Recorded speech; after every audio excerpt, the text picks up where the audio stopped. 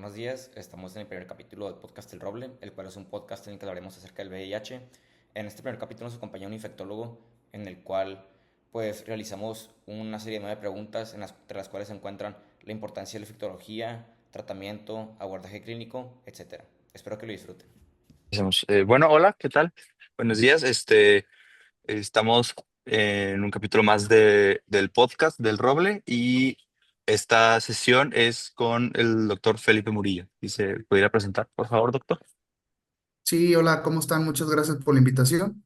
Soy el doctor Felipe Murillo, médico general por la Escuela de Medicina del TEC de Monterrey, médico internista igualmente por el TEC de Monterrey, el programa multicéntrico, e infectólogo por la Universidad Nacional Autónoma de México a través del Instituto Nacional de Cancerología.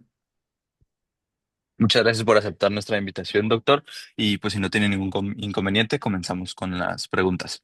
Sí, adelante.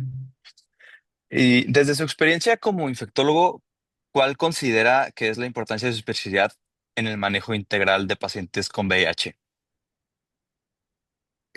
Muy buena pregunta. Mira, realmente el especialista indicado para atender este tipo de pacientes es el infectólogo. Número uno, porque la mayoría son médicos internistas y tienen además la infectología como subespecialidad y porque le pueden dar un manejo integral a este tipo de pacientes. Digo, recordemos que el VIH, aparte de ser una enfermedad infectocontagiosa, es una enfermedad también inflamatoria de manera crónica a largo plazo que desarrolla complicaciones si no se cuida con patógenos oportunistas, deterioro pues de la morbimortalidad, ¿verdad?, del paciente.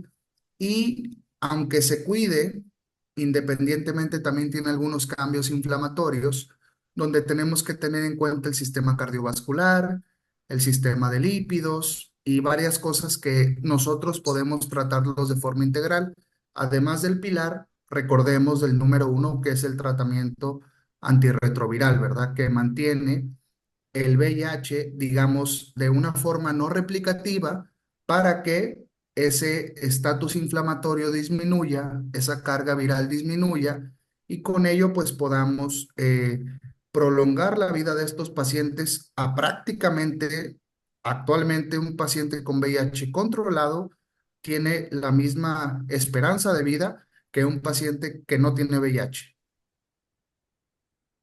Perfecto. Muchas gracias por su respuesta, doctor.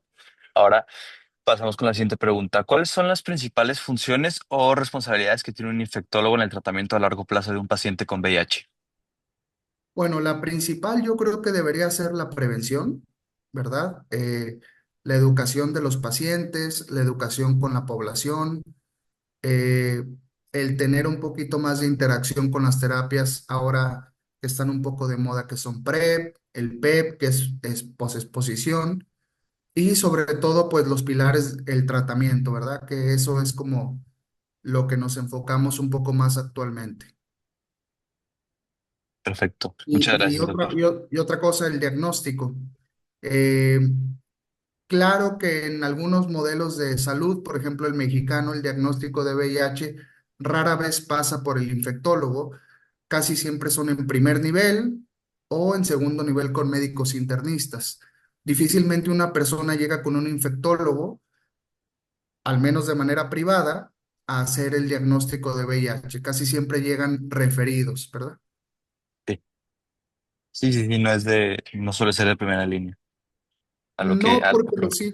porque los síntomas son inespecíficos, muchas veces son pacientes que tienen algún tipo de síndrome crónico, van teniendo un desgaste, entonces con ello, al tener este tipo de afecciones, el paciente pues va manifestando unos síntomas que el médico de primer contacto inmediatamente alerta que puede ser VIH y hace el diagnóstico.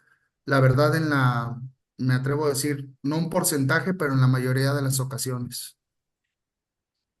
Perfecto. Muchas gracias por su respuesta, doctor.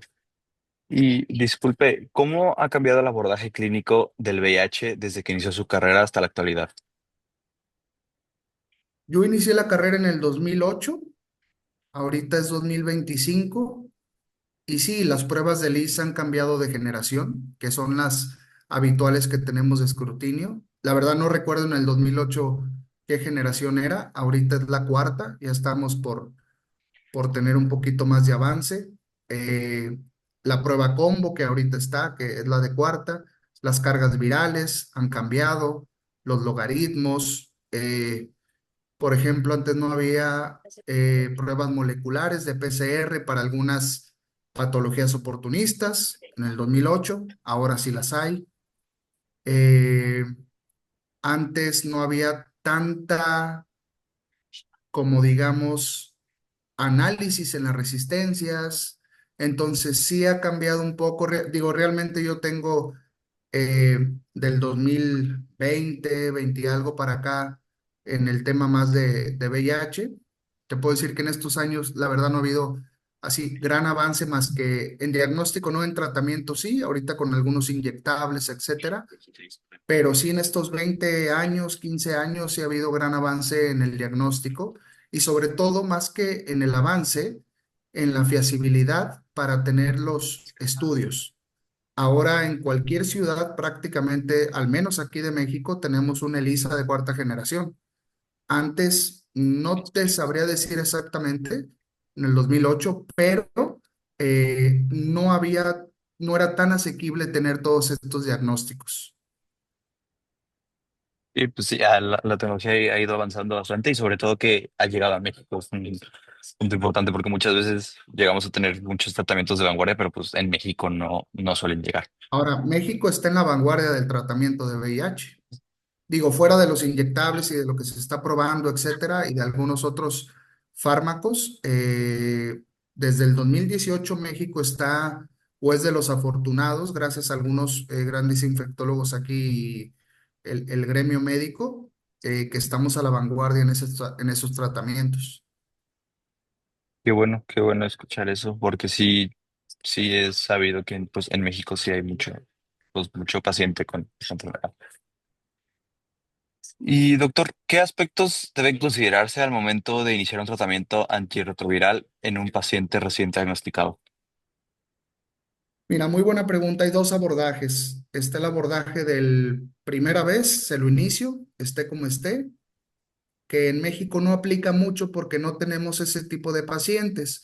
Ese tipo de pacientes es aquel que se hace un escrutinio, quizá no tan seguido, pero que no está en una etapa avanzada. Aquí en México se puede hacer, claro, lo hacemos nosotros en la práctica privada, pero habitualmente el paciente que llega con nosotros es un paciente que tiene un poquito de desgaste, que tiene cierta enfermedad oportunista y hay algunas que se contraindica el iniciar el tratamiento de manera inicial. Criptococo, tuberculosis, citomegalovirus. Entonces, en esos pacientes hay que primero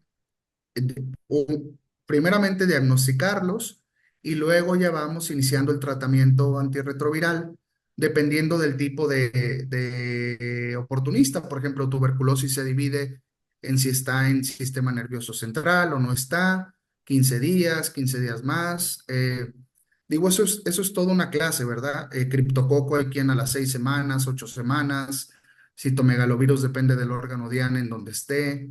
eh, Algún otro oportunista por ahí que se me esté escapando. Y depende también de las condiciones del paciente, los CD4, la carga viral, revisión con oftalmo. Es una serie por ahí de requisitos que tenemos que tomar en cuenta para el inicio del tratamiento. Si ha tenido previamente tratamientos o no, resistencias o no. Entonces sí no es algo tan sencillo. Digo, tampoco es tan complicado, nada más es como ir haciendo bien el abordaje.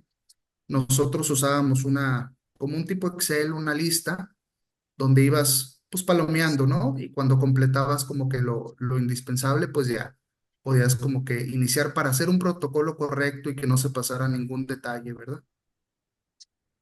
Sí, es perfecto. Muchas gracias por su respuesta, doctor.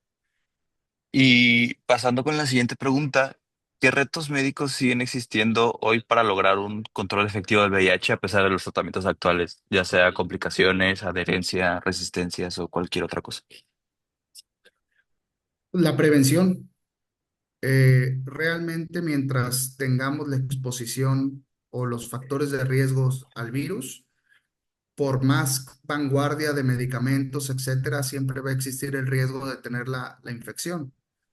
Ahora está de moda el PrEP, que es la profilaxis preexposición. Hay dos métodos. El primero no voy a mencionarlo mucho. El segundo es básicamente tomar el medicamento de forma diaria, que tiene un porcentaje muy elevado de prevención. Eh, pero aquí la pregunta es, si no modificamos los factores de riesgo y no tenemos una disciplina adecuada y eventualmente dejamos el tratamiento o no lo usamos o no lo sabemos o tenemos una continuidad de situaciones que nos confieren un riesgo, pues es difícil lograr lo que tú mencionas, ¿no? Ujú. Y pues Ahora, por sí. ejemplo, les pregunto a ustedes, ¿les enseñan a ustedes prevención en la escuela de medicina? Sí, nos están enseñando eso del tratamiento del PEP, a promoverlo y a saber cómo utilizarlo también. El PEP siendo pues diario como medida de prevención y también pues la profilaxis post-exposición también es muchas cosas que nos están enseñando ahorita. Que eso es reciente. No, yo estudié en la misma facultad que tú y no recuerdo que algún profesor nos enseñara específicamente esos detalles, ¿verdad? Y por ejemplo, como médico general, pues en los centros de salud, etcétera, en algunos lados sí, en algunos lados no. Cuando vas, te limitan, no sé si alguna vez hayas ido o estado en una consulta de unidad de salud básica, pero limitan a ciertos preservativos, por ejemplo, Sí, que eso sí, no sé si esté correcto o no, pero te digo, son puntos que vamos sumando y que no sé si apoyen a la prevención, ¿verdad? sí, totalmente de acuerdo. Sí, sí, sí me ha tocado en las guardias que tenemos poder ver eso y pues sí, totalmente de acuerdo con usted que sí Cuando van a podrían las limitar. comunidades, ¿no? De repente les toca ahí. También, también en las comunidades hemos visto pues todas esas situaciones que pues afectan a la mayoría de la población de México porque la gran mayoría pues es Está esa población, en esos está lugares. Exacto. exactamente. Y doctor, ¿cómo evalúa un infectólogo el éxito o el fracaso del tratamiento en pacientes con VIH? O sea, ¿qué indicadores clínicos se suelen utilizar? Bueno, los dos históricos y que actualmente tenemos son carga viral y CD4, el conteo de linfocitos CD4. Digo, hay más cosas, ¿verdad? Obviamente clínicamente, cómo ves al paciente, si no tiene antirretro, si se está curando, no curando, cuántos oportunistas detectaste, cómo los estás tratando. Habitualmente la carga viral, pues en ciertas semanas debe disminuir, en ciertas semanas ya tenemos como un protocolo que debe estar lo que le llamamos indetectable. Los CD4 suben un cierto porcentaje en tanto tiempo. A los tantos meses debe estar arriba de cierto número, de acuerdo al número inicial. Como que, digo, no te puedo dar un ejemplo en particular porque es muy amplio, pero es así como lo evaluamos. Eso es a corto plazo. Luego tenemos que ir viendo las coinfecciones, hepatitis, sífilis, eh, seguirlas a largo tiempo, volver a hacer el escrutinio de estas, al cierto tiempo ver si por el antirretroviral que esté tomando el paciente no tiene algún defecto óseo o algún tema ahí de los huesos, ¿verdad? Al cierto tiempo hay que ver los lípidos, la hipertensión, si desarrolla o no diabetes. Los lípidos lo mencioné, colesterol, triglicéridos. Entonces, no todo es, estás indetectable, estás perfecto, ¿no? Porque hay pacientes que muy bien con el VIH, pero suben 20 kilos, se vuelven diabéticos, se hace como una persona preinfartada o con alto, como le llaman, índice aterosclerótico, ¿verdad? Entonces, pues eso tampoco es como un control adecuado. Entonces, tenemos que tener varias esferas. Otro es el hábito de ejercicio, cómo se reintegren a su vida, porque hay muchas personas que son excluidas, corridas del trabajo, de la familia, miles de situaciones que debemos de ver desde la parte emocional, personal, recordar que son antes de pacientes personas, familiar, social, deportiva, médica.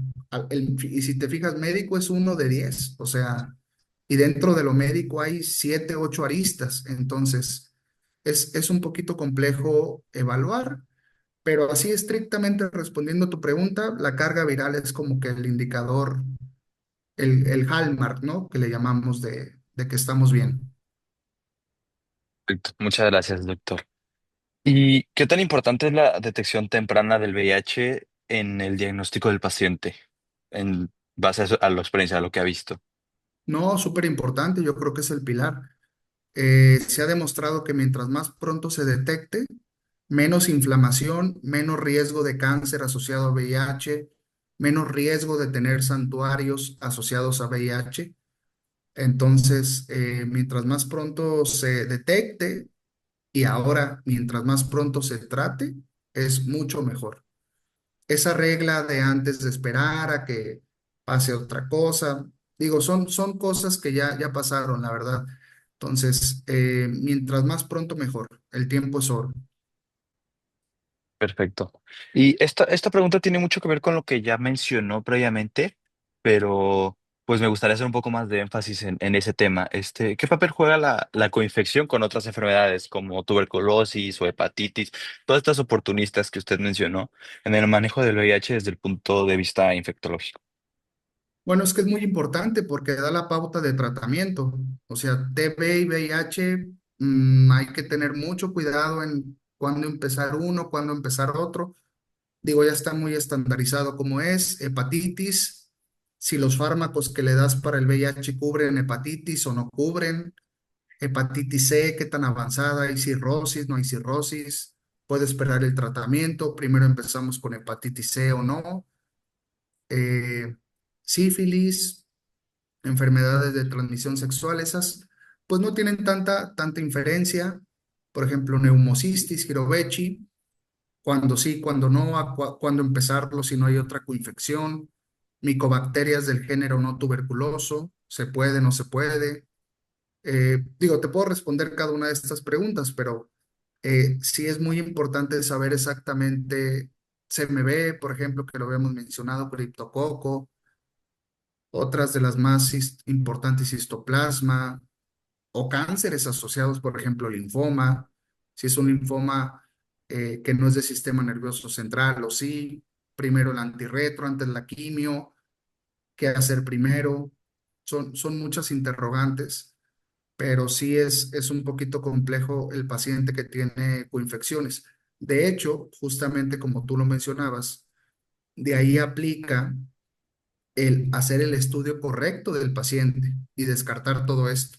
Por eso teníamos, te digo, o tenemos, cada quien a su forma, una tablita, un algoritmo, donde, bueno, pues vas palomeando cosas y dices, bueno, ya me siento seguro de hacer esto, no esto, y aún así puede haber lo que le llamamos un SIRI enmascarado, un SIRI paradójico, es decir, que no lo sabíamos o que sí lo sabíamos y se desarrolló.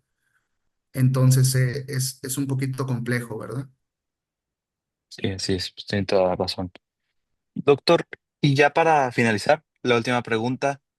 Desde su perspectiva como especialista, ¿qué avances considera que son más prometedores para el futuro del tratamiento o inclusive una cura del VIH? Cura, no sé, no te podría decir. Vacunas se han estudiado por muchos años sin mucho éxito, pero tratamientos sí, inyectables a largo plazo, meses, semanas. Eh, Habrá quien hable de en un futuro años o más tiempo prolongado, perdón, que con una sola inyección por algunos meses, por ejemplo, tengas la protección en lugar de una tableta diaria a la misma hora, mismo horario, en mismas condiciones, almacenada a 25 grados en un buró. O sea, si sales de viaje hay que tener cuidado, que no se te pase. Un poquito más complejo, que digo, tampoco es tan difícil, ¿verdad? pero de repente pues sí se podría complicar. Pero Sí, sí suena prometedor. Digo, antes eran, digo, me cuentan mis maestros, no recuerdo ahorita el número de pastillas, pero eran 6, 7 pastillas, mucha náusea, mucho vómito, intolerancia, efectos secundarios, alucinaciones. Había una pastilla que aunque era única, tenía algo que se llama como el efecto o el índice de suicidio, porque tenían ideas ahí un poquito relacionadas con ese tema, que ya todos estos fármacos han ido estando en desuso, ¿verdad? Ahora tenemos los de nueva generación. Y bueno, pues yo espero que todo esto vaya creciendo y a ver qué nos separa, porque estos inyectables, digo, tienen, pues no son de ayer, pero tienen poco, ¿verdad? Entonces, pues sí, suena prometedor. perfecto. Muchas gracias, doctor. Muchas gracias por su tiempo y muchas gracias por estar aquí en este podcast del VIH para, pues, para el grupo del Roble. Le agradecemos mucho su tiempo y no sé si quiere decir algo antes de finalizar. No, pues gracias por la invitación y lo que cualquier duda que surja del podcast, comentarios, sugerencias, con mucho gusto me contactan y lo resolvemos. Perfecto. Muchísimas gracias, doctor.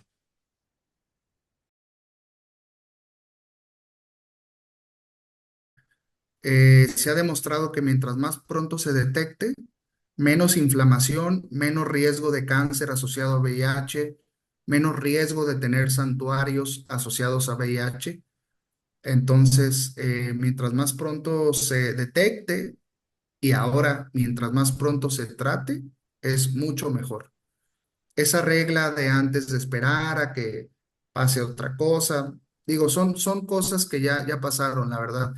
Entonces, mientras más pronto mejor. El tiempo es oro.